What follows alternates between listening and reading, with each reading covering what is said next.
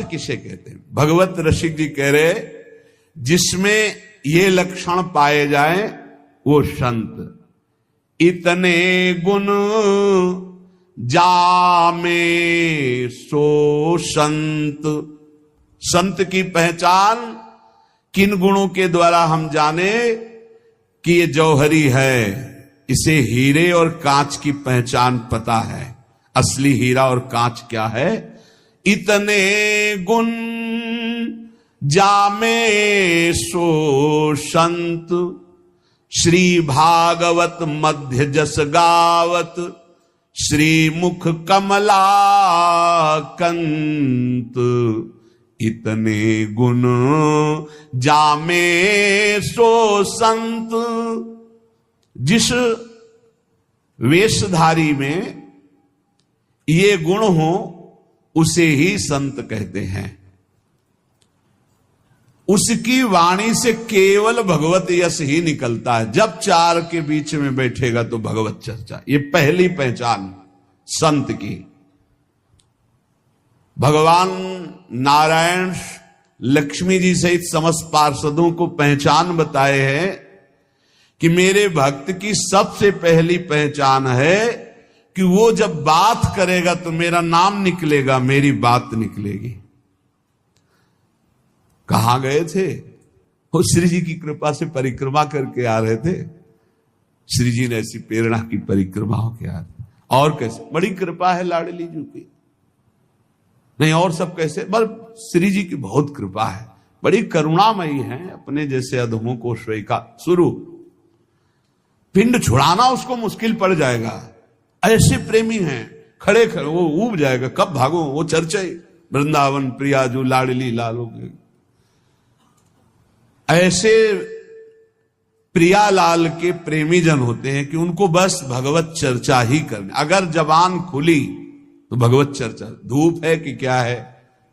देखा है, मधुकरी मांगने जा रहे संत जन मिल गए, खड़े धूप में नंगे पैर, चर्चा और घंटों चर्चा हो रही।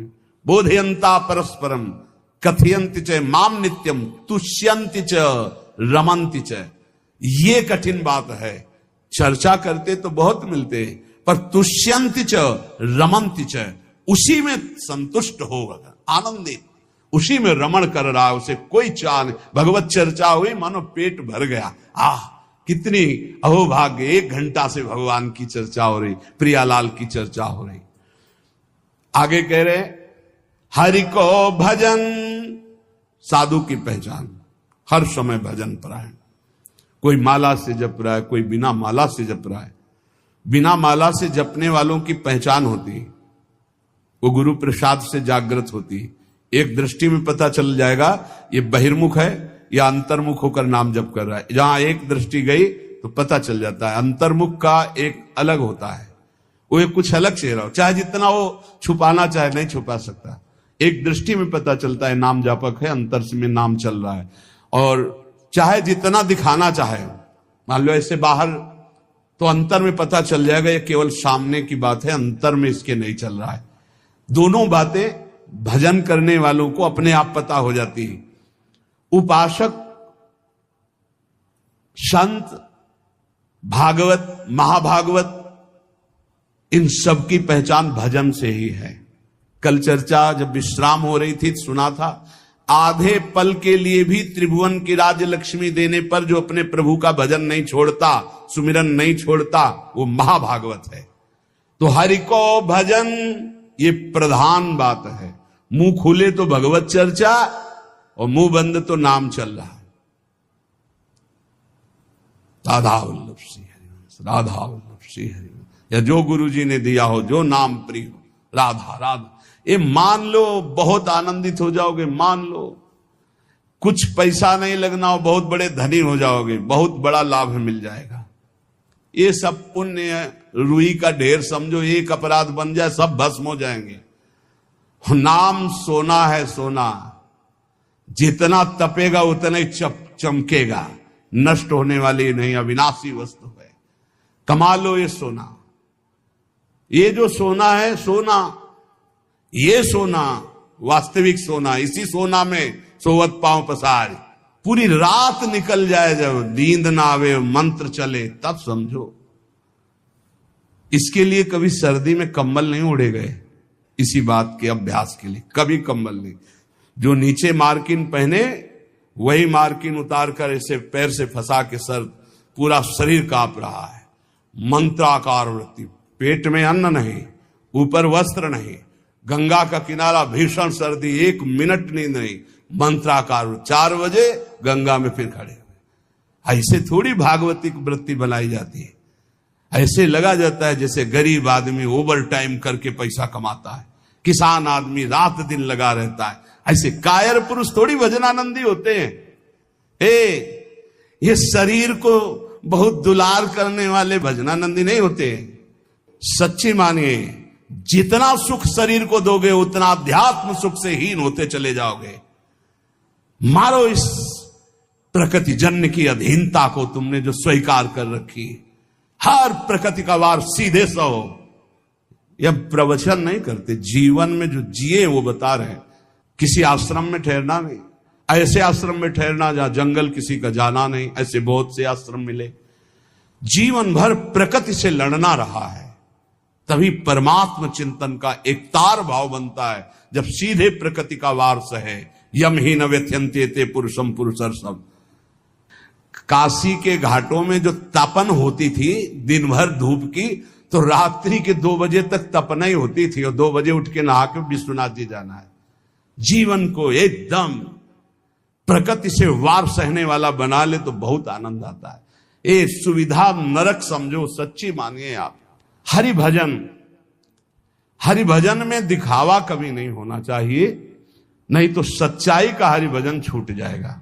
भजन करने वाले उपासक को कभी कीर्ति की चाह मत रखना, ये हम प्रार्थना करते हैं। ये अंतिम वो खाई है जहां से गिरा करके भगवान से विमुख कर दिया जाता है। दिन है तो रात आएगी, रात है तो दिन आएगा, ऐसे देखना हम तुमसे कहते हैं। ये सब केवल बाहरी है। आंतरिक श्रद्धा अटूट होती है, बाहरी श्रद्धा में कोई दम नहीं होती। हम इन श्रद्धाओं की दम नहीं होती। इनको तो हर गली में खड़ी होना, जहां वाह वहीं खड़े हो गए। श्रद्धा वो होती है अटूट, कि चाहे जैसी परिस्थिति हो, चाहे जैसी घटना हो, मैं आपका हूं तो सिर्फ आपका हूं। वो होंगे अंगुलियों में गिनने वाले, वो अंगुलियों में गिनने वाले होते हैं।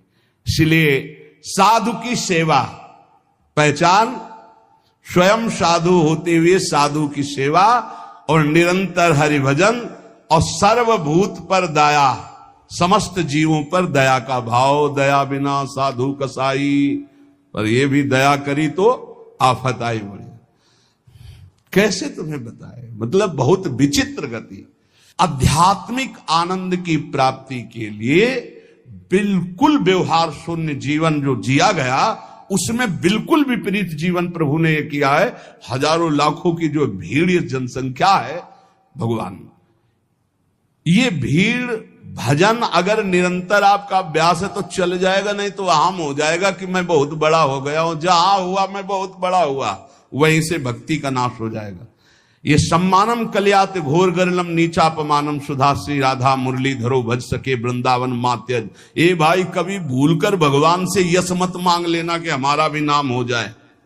बहुत खतरा है इस नाम में, बहुत खतरा है। आपसे सबसे प्रार्थना करते हैं, यश की चाह मत रखना। उर्कछु प्रथम वासना रही, सो प्रभु पद सरित प्रीति सो बही। बहा दो वासना को। अगर कोई वासना रहेगी तो बहुतायत में मिलेगी, क्योंकि मेरा मालिक सबसे पहले अंदर की वासना की पूर्ति करता है। विभीषण जी के पहुंचने पर सबसे पहले लंकाधिपति का अभिषेक किया। इसलिए साधक अंदर की वासनाओं को देख लो। अगर कोई भी वासना तो हटा दो। नहीं, मेरे स्वामी का स्वभाव है, पहले तुम्हें वासना की चीज फेंकेंगे, ले, और जब घृणा हो जाएगी तब आगे बढ़ा देंगे। मान आखिरी खाई है जिस पे साधु गिर जाता है।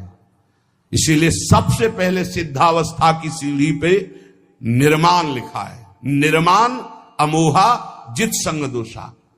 अपने में कोई गुणा अभिमान आकर के ये श्रेष्ठता का भाव हो जाना, मानो परमार्थ में पोछा लग जाना है। भाई कभी अहम, ये भाव मत अहम में लाना कि मेरा नाम हो जाए। भगवान को जो करवाना तो करवाने, वो तो सर्व समर्थ हैं, वो तो नौकर हैं, हम वैसे ही करना पड़ेगा।